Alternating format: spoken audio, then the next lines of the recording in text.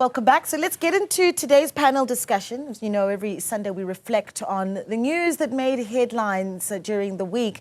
We start, of course, with the inquest into the deaths of the Cradock Four taking place in Cobrazi, having reignited the conversation around justice for apartheid-era crimes with stirring testimony from the son of one of the victims. Another story, of course, being a big fallout between Elon Musk and Donald Trump playing out on social media, with multiple accusations flying back and forth between the US president and the businessman. But to unpack these and more stories, I am joined in studio by Mr. Chamano Makadi, who is the South African National Editors Forum's deputy chairperson. Social commentator Donovan Williams is in studio with us, and political analyst Professor Piet de Krokamp joins us via video link. Gentlemen, a good evening to you. Thank you so much for joining us. I do want to start with the US, because what a magnificent moment. I mean, I'm just thinking about, immediately when I mentioned it, you start laughing, and you looked at the sort of reactions that you saw on international media. So hard to not see the smiles on so many people's faces, just at the shock and horror of how explosive this battle between the two was. Donovan, I'm going to let you go first. Yeah. A lot of people said they saw this coming. Yeah, I think it was one of my first appearances on this show where I said Elon Musk is going to be the United States problem. We mustn't worry about him because it was bound to happen. I'm actually thinking of that first Bridget Jones movie where you have that fight between Colin Firth and Hugh Grant, these two middle-aged men slugging it out. It looks like the most uncomfortable fight ever. But the truth of the matter is, that's their problem. This is, and what we must not do is take any sides in this, because they could make up. They are that unbalanced. They could just suddenly make up, and then everybody becomes bad again. So we just need to observe and enjoy the entertainment. It's going to be very entertaining. At a stage, they will pull back. Trump has already begun to pull back itself. He's got advisors and so forth like that. But Musk is now the loose cannon that he's always been. And it's showing to be more of a loose cannon than Donald Trump. It takes a lot, but he's shown he's got that energy in that way. But what it means, though, for many of the negotiation trade deals where Starlink and Musk were very, very party to it. But what we are seeing as well is that these policies that Trump has gone on, the tariffs and so forth, have an impact inside that country, which we have been warning about, that there isn't a homogeneous United States, both in the right or the supposed left in that regard. And what will that impact be? Musk himself, all his billions or trillions come through government tenders. Yeah. Right? It comes through. And this is the danger which we must learn in this country as well. When you try to privatize everything, you take the ability of the state, and that person or that private company can hold you to ransom, like which he's threatening to do in different ways. And it would mean they have to nationalize his company, which is one of Trump's longtime advisors, Bannon, has suggested that they nationalize SpaceX. They take it and they check his, is he an illegal alien, etc. But it's very entertaining. But we must stay out of this because they can just make up at any time. They're given, Musk has got a blue eye, but so has the United States. Oh gosh, that blue eye really was quite something, right? The black eye in the Oval Office and the questions around how that got there. There is, of course, the fact that these are two individuals that, and I mentioned this, have massive microphones, right? So when they do go to battle, for instance, you've got Trump going to social media saying, perhaps we need to cancel all of the government contracts that Musk does have. I mean, it's then on the other end, Elon Musk going out on social media and saying, well, this is the reason why the Epstein files have not been released is because Donald Trump is in them. And then, of course, taking that tweet down. But, I mean, you've got to think about just how the world is watching this play out and what you make, just as a media professional, right? Around just this very public spat that is not happening privately at all. I must say, at face value, it looks like...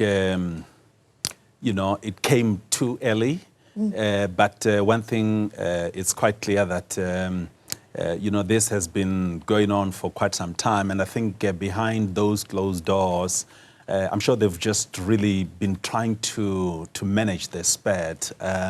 It's unbelievable that it's coming just a few days, after we went to, and I mean South Africa, obviously, to the US. But then it just makes one really wonder of the level or the kind of damage what this could have done. I mean, as it is, we're not even sure whether we're talking Al Gore, is it going to be renewed? But then again, you have the one, school of thought that says maybe it's a good thing that Elon, is moving out of this, and probably things are going to get better. But I think it's really just a matter of, wait and see what happens. But you make a very interesting point. Whichever way we want to look at it, do we want to, get involved in this? I mean, they might just make up and say, look, we have found each other. This is now really, water under the bridge. It's a story behind us.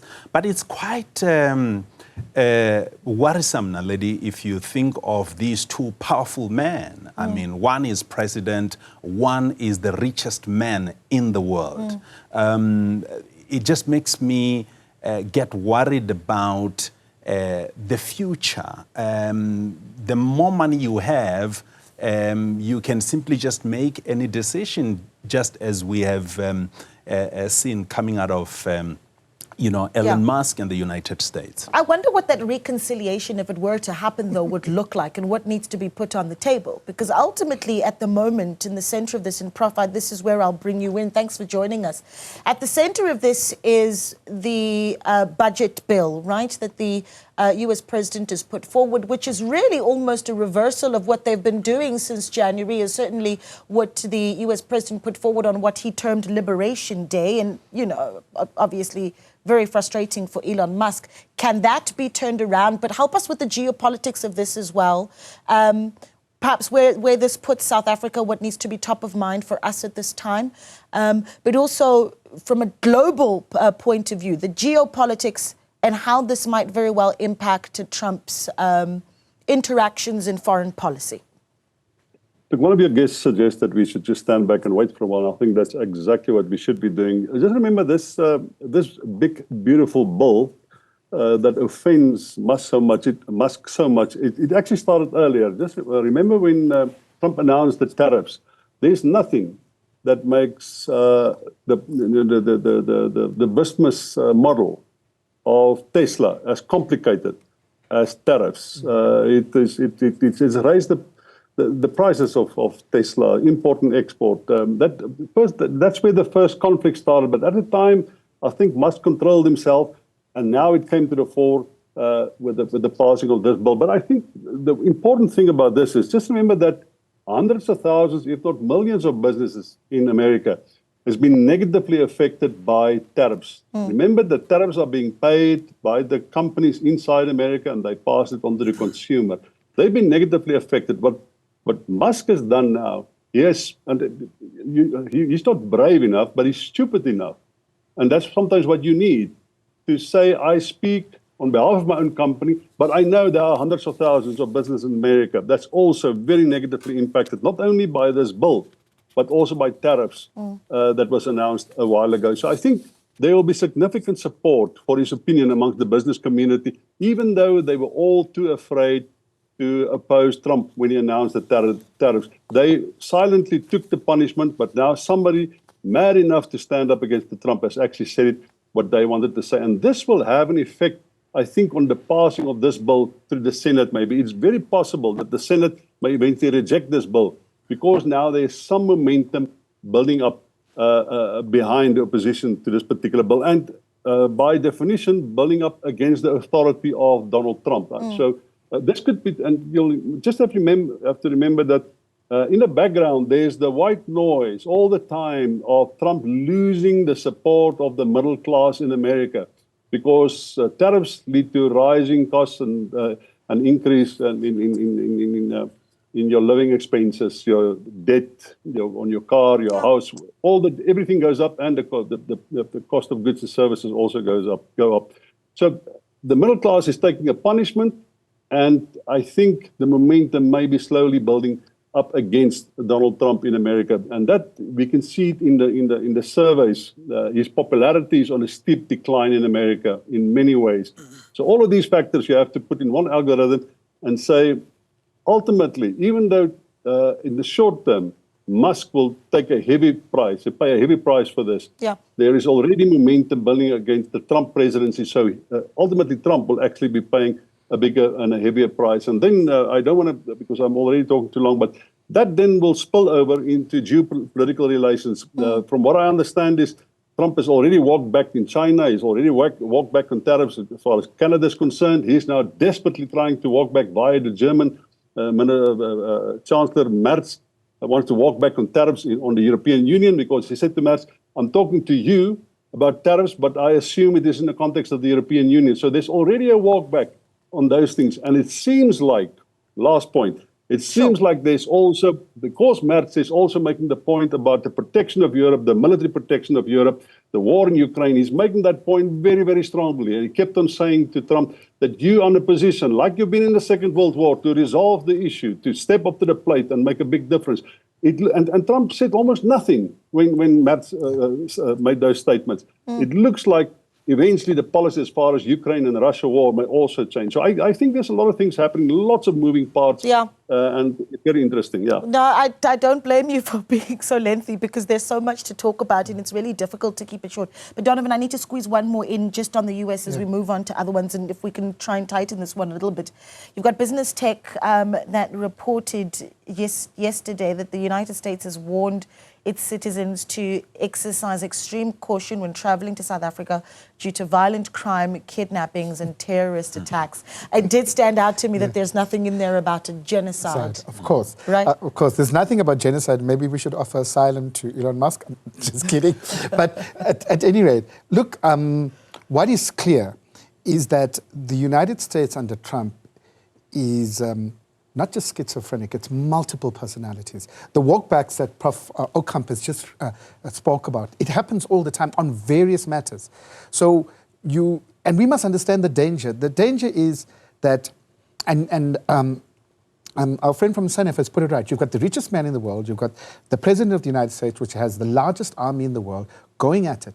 But you also have these platforms that are privately owned.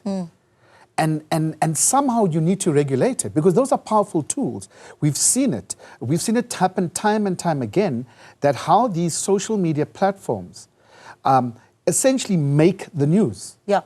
And Musk's Grok on Twitter was for a whole time, making certain that there was white genocide in South Africa. Whatever you put in, it just plugged that on X. So these are the things that we hope can come out of this. That with the spat, we must talk about these social media platforms and how they are being used. Yeah. And now it can be used. And we hope Donald Trump raises it. Yeah. If somebody could suggest that. Those are all these different angles, because the multiple personalities of Donald Trump comes out in all these policies that change, that are today this, another thing that, but it is affecting the middle class. It is going to affect the elections that are coming up for Congress and so forth, for the House. That is a normal thing. What Trump does and how he changes it around, how he talks about getting the economy going, means a big walk back from tariffs. It'll have to do that, and he's doing it all the time. But still, 10% is still 10%. China is plowing ahead without the United States, and so forth. He's got a battle with EVs. He's got a battle with the green economy. He's opened too many fronts. So how he manages that, we'll see. He'll have a front at some stage within the Republican Party, but at the moment, MAGA is too strong. But there is a front. This is what I'm saying. In my analysis, there will be a front at some stage in the Republican Party that'll be opened up, and we will we'll have to watch I must tell you, since all of this broke out, I haven't stopped saying, what a time to be alive, right? I mean, it's incredible when you watch what happens there. Let's come back home, though, and look at some of our own issues. Chamano, you've got now what is an interesting sort of development with the NPA. And I think perhaps the story actually starts with Morwadi Cholota, that ruling in the court that says that her extradition to the country was unlawful. And so a little bit of reprieve for her. It remains to be seen what happens next. But then the question becomes, what happens next? You've got the Justice Minister who then steps in and says, well, I would give the NPA 2 weeks to bring all extradition matters to my desk and tell me what it is exactly that is going on with our extraditions, why we still haven't gotten Bushiri back in the country, the Guptas, even AKA's alleged killers. So many of our extradition matters that may very well have been impacted by whether or not there's an understanding of how extradition actually works. And then you've got the NDPP, Shamila Batohi, then going out this week to do a range of interviews, I suppose, to address that very matter, right, around what is going on with our extraditions. And she makes these allegations around infiltration within the NPA, then backtracking on that. What do you make of the sort of communication that is coming out of the NPA and the Justice Department? And then we'll get into the technicalities a little bit later on legally what we're doing wrong. But I'm interested in the sort of accountability and communication that we're getting from the department as well as the NPA. So, Naledi, there's no smoke without fire. Whether it was the wrong choice of words by Shamila Batohi, I don't want to believe that it was the wrong choice of words, as she has now, sort of retracted those words, the infiltration of, the NPA, what is happening in that part. And this is now the big question. And you're right that it got everyone worried, and obviously, understandably so, the Minister of Justice, in this case, Mamuluko Kubai, would be the first one to want to know exactly what's happening. What exactly do you mean? In her own words, Batohi says that, there have been some complaints, and now that she's retracting, is it a matter that you can simply just leave it like that? I mean, Mamluko Kubai, again, is quoted as saying she will speak to the president about this matter. And surely it's not a matter that you can take, very lightly, something that needs a further interrogation. You need to investigate it and find out exactly what is happening. The cases that you are referring to, and I'm talking high-profile cases, high profile, whether you're talking, Prophet Omotoso, for example, right? I mean, that angered a lot of South Africans, and one can understand. An important case such as that, you would expect the NPA to be fully prepared in making sure that, when they tackle such a case, they go guns blazing. Yeah. They've got all their, their records. So where is Omotoso today? Omotoso is outside, the country. You can talk about all the successes of the NPA, but South Africans, when they view some of these high-profile cases, they expect a lot. Yeah. Professionalism, making sure that, all the processes have been followed. Right. So it's really one of those that gets people worried. But we will see now, because you have political parties that are asking for her to come and account in Parliament. Well, we're going to talk about this a little bit more, because we do need to take a short break. And when we come back, we'll also look at the Cradock Four inquest. But just as we wrap up the issue on the NPA, I'm keen to hear from Donovan and certainly Prof. Krokamp on, is the challenge with the NPA its technical capabilities, right, as Chaman is talking about, or is the issue also political challenges that the NPA faces. And we're keen to hear from you as well. Send us a WhatsApp on 072-110-5584 or give us a call, 010-594-6010. We're back in a moment.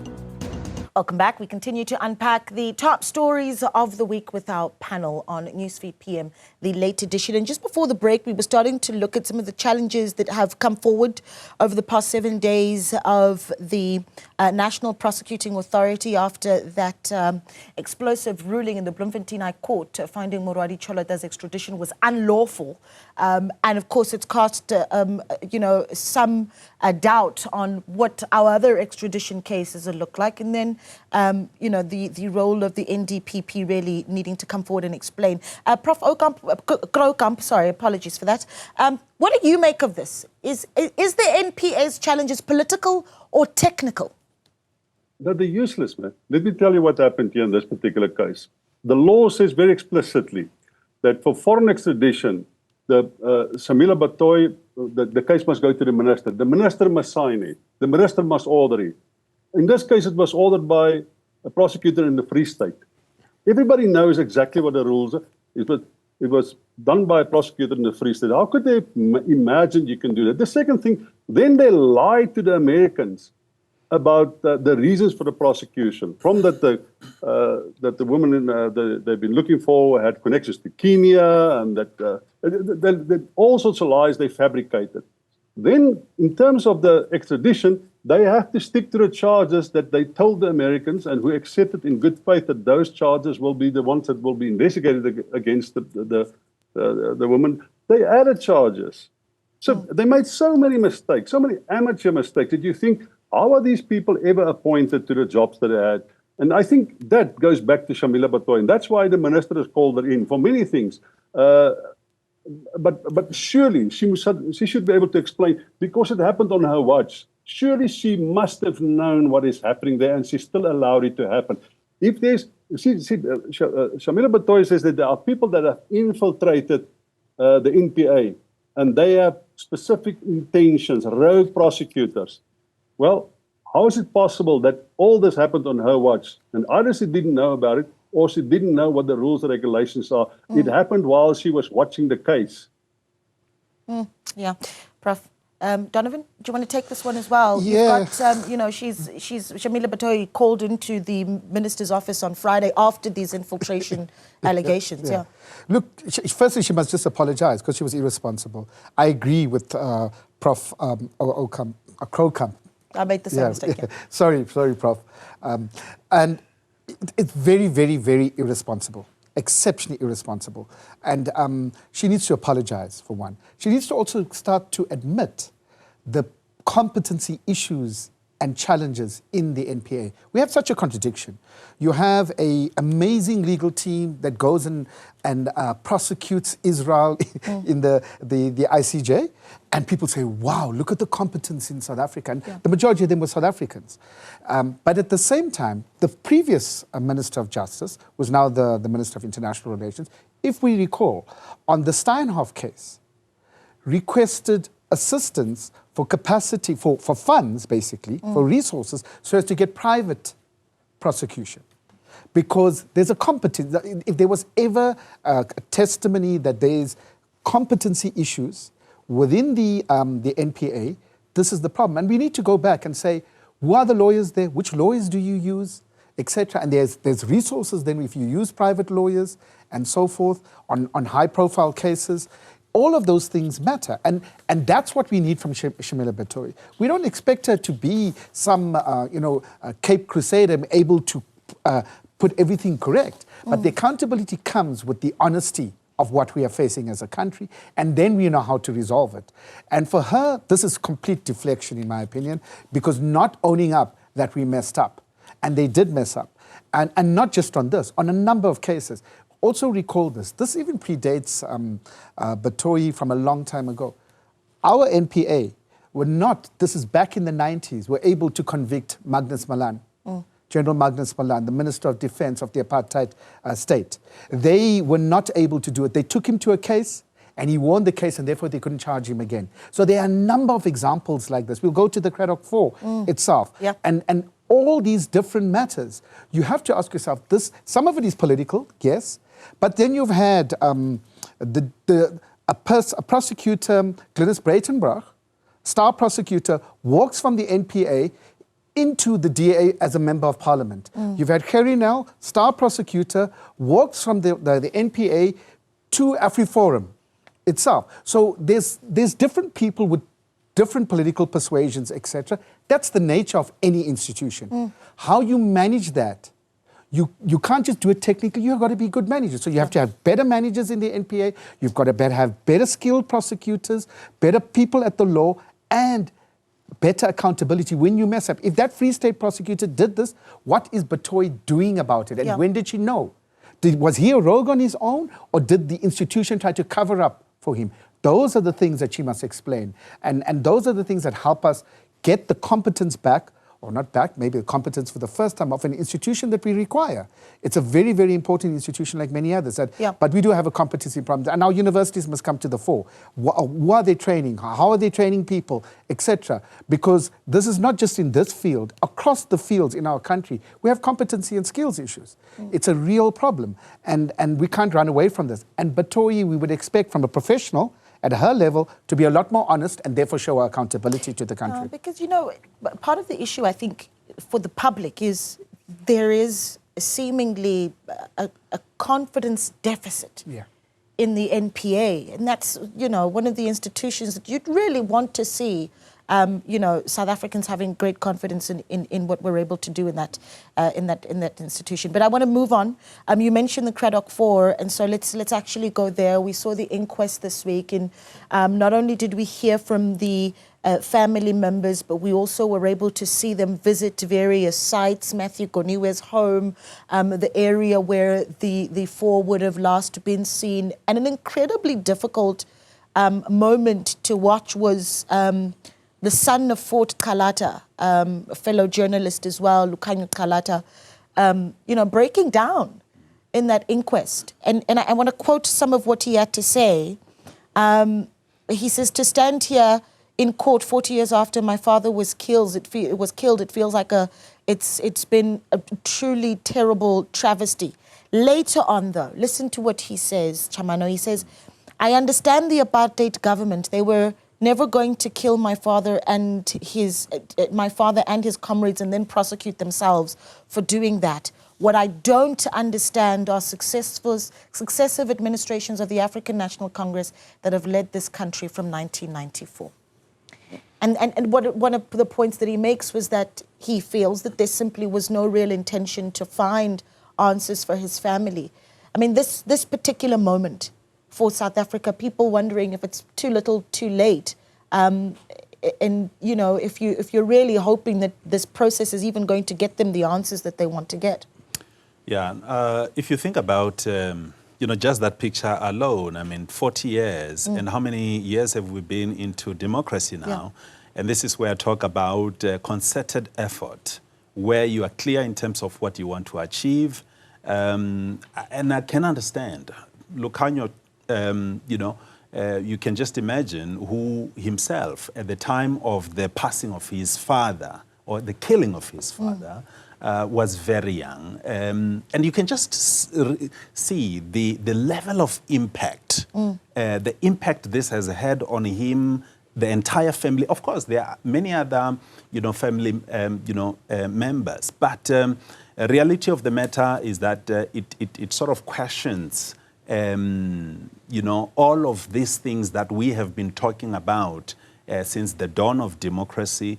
If you are clear about what you want to achieve, why does it have to take this long?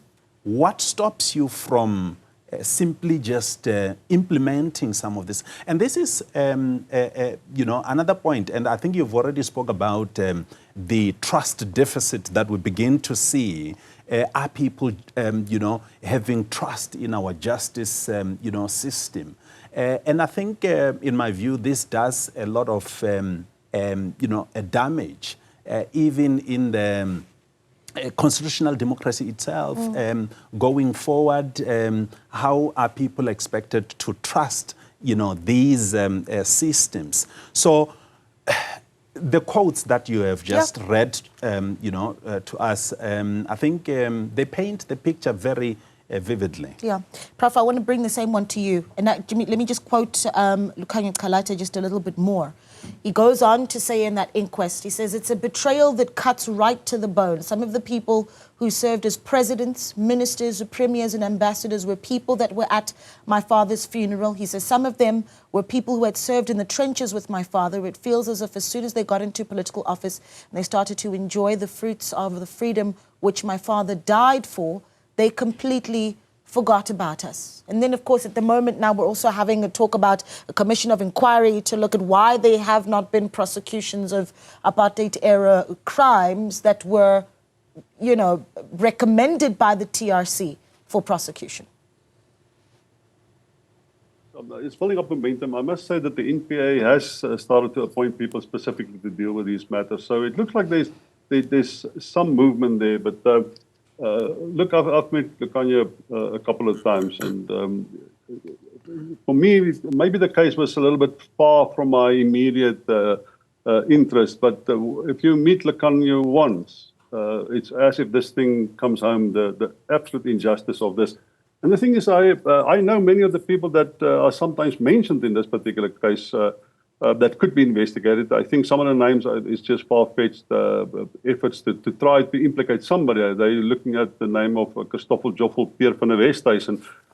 He was the Eastern Province or Eastern Cape Defence Force commander in 1985. And that he might have been involved in some way. But we already talked about the State Security Council, who talked about eliminating people.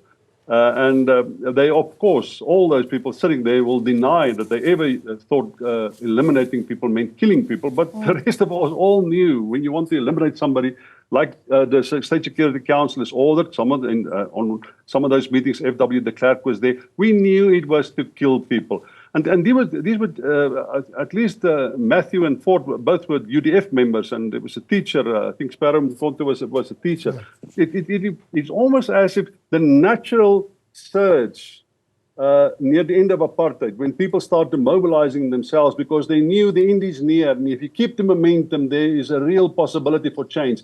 Those people, I think, with good interests at heart, people, community people, were bloody murdered. And tortured and murdered, and then you have all these years, and I can't imagine it's impossible to, in some other way, at the time, to have identified people, to talk to people, to perhaps get to the deep end of the story. Yeah. Now, 40 years later, it might be very difficult. It might be becoming increasingly difficult to eventually have justice. But I think what Lukhanya and the other guys, the family members they want to see that there's a real search for the truth and reality and understanding. They may not expect a result they may not expect justice because it's been too long.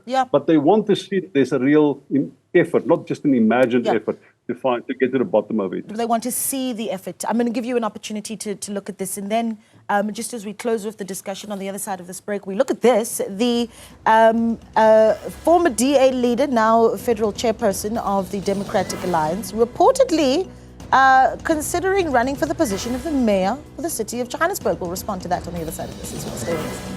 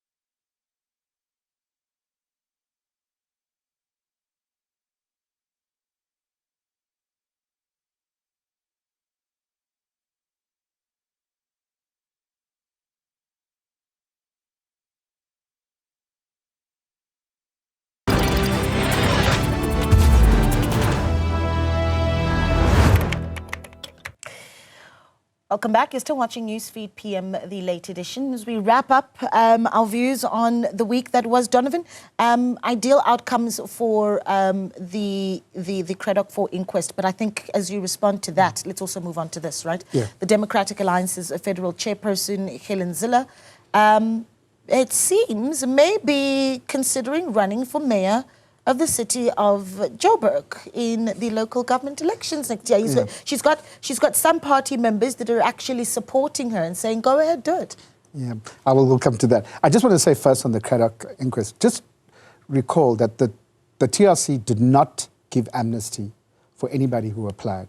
Eugene de Kock, in his testimony, implicated certain people. So it is so, let me say, unusual that the NPA does have evidence where they could pursue certain individuals and so forth and have not done so. If there was a deal, a political deal in our dispensation, the African National Congress, the former leaders of the National Party, etc., need to come forward, and it's 40 years later now, open up to the country and say what those deals were. I think that's what's at the heart of it. Matthew Goniwe, for myself personally, was a hero. I'm from the Eastern Cape. Matthew Goniwe, Fort Colato, Sparham Conta, they were organizing rural people. They were amazing. But now let's get to Helen Zille, who has got all the criteria for having a white savior complex. Really, it's amazing that she thinks, and the DA has been so clear about cadre deployment, and this is a classic case of cadre deployment, that she is undermining democracy. Local government democracy is about the people in their area electing those they want to take up their issues, not parachuting somebody in to say, I believe in you people, who hasn't really lived in this area. And that's a white savior complex in reality. And it is an undermining of democracy. She claims to be a liberal. Why would you undermine democracy to this extent? The hypocrisy of the DA comes out clearly with this, really clearly, that they wish to perish, not being honest, that when they took up the first coalition in 2016, that set the ball rolling. They undid many of the social programs under their leadership, a DA-led coalition. They undid the programs in the city, be it the CCTV, the Wi-Fi hotspots. They undermined the entire CBD.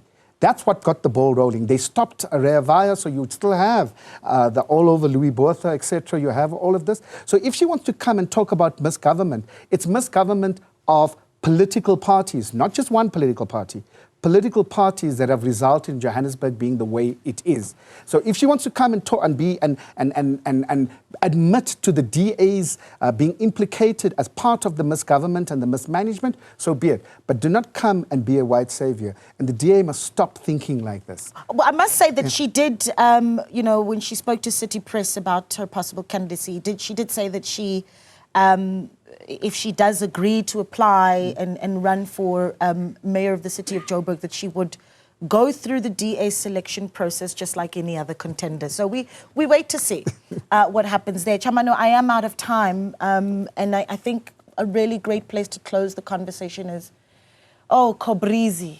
Wale Easy, the country just mourning, sharing images of an incredibly talented soul. But final thoughts as we reflect on his life, and what he leaves us with. No, absolutely. Cobrazi, as you know, I live in Pretoria, and he was always in the neighborhood. We will sometimes obviously meet, in the car wash, and there will always be, all sorts of stories. Myself, obviously, with a great interest in film and television, had a couple of exchanges. But I really must say, his passing, it speaks a lot about, what this sector has done. And again, I go back to my words, concerted effort. If you think of the film and television industry, particularly for thespians who, they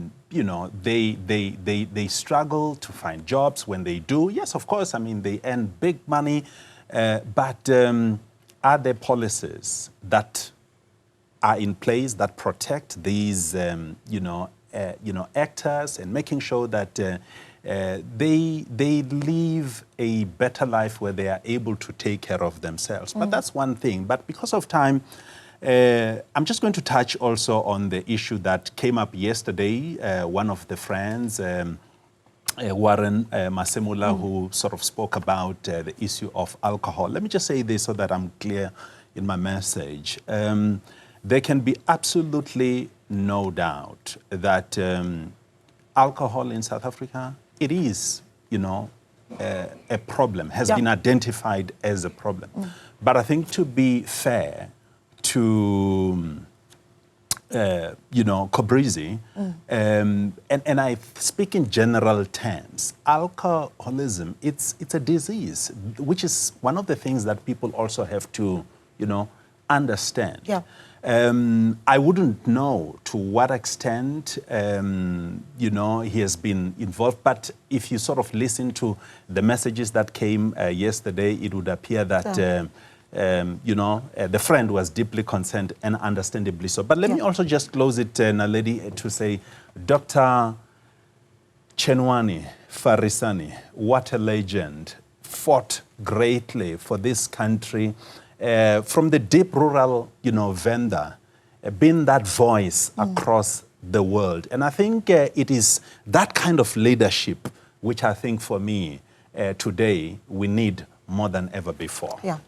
Gentlemen, it's been an absolute pleasure. As always, thank you so much for your time. We really, really do appreciate it. Chamano Makadi there, who is a Deputy Chairperson for the South African National Editors Forum, Donovan Williams, social commentator, and Professor Piet de Krookamp, who is a political analyst here on Newsfeed PM, the late edition. We've got your headlines on the other side of this short break. Stay with us.